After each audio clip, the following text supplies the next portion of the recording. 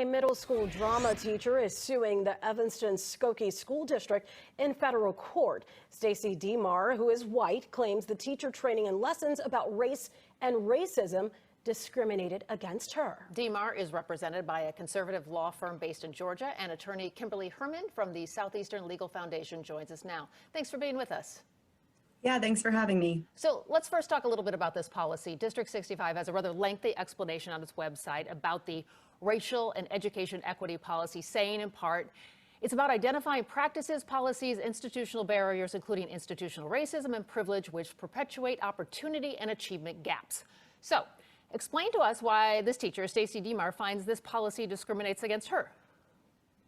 Yeah, well, the lawsuit actually is not so much about it discriminating against Ms. Deemar. The lawsuit is challenging the overall policies and procedures, the training and the curriculum that discriminates against all teachers and all students in the district.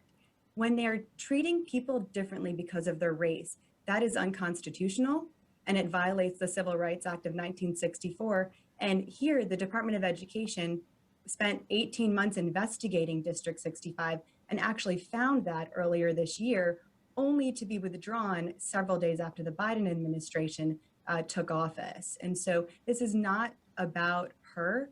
This is about the district and how it is segregating its students and how it is treating them differently because of their race.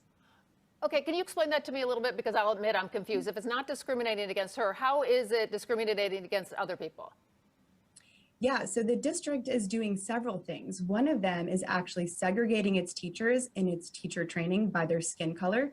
So you put the white teachers in one room and the non-white teachers in another room, and you actually give them different trainings. They're doing this with their students also. The 14th Amendment to our Constitution prohibits this. You cannot treat people differently because of their race. End stop. Segregation ended in this country 70 years ago.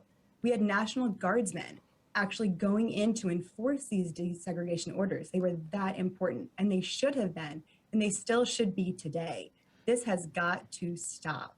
I have a lot of follow-up questions for you, but I'll just start with this one. One thing you mentioned is the use of a children's book called Racism is a White Person's Problem, and we are all caught up in it. Why shouldn't we teach white children about racism and the many ways that it permeates our society?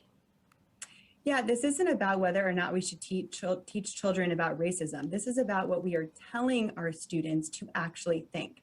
When you read through this book, it is teaching, quite frankly, it is teaching non-white students to hate, and it is teaching white students to hate themselves.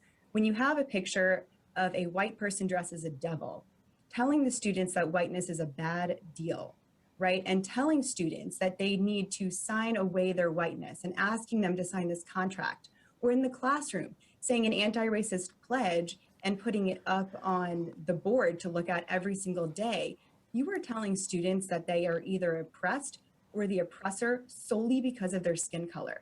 Let's get back to teaching people to look at the inside of people and not put skin color as the only thing that we are looking at about a person. Okay, I know that is a book that's got a lot of accolades, including from Oprah magazine, said it's a good place to start talking about racism.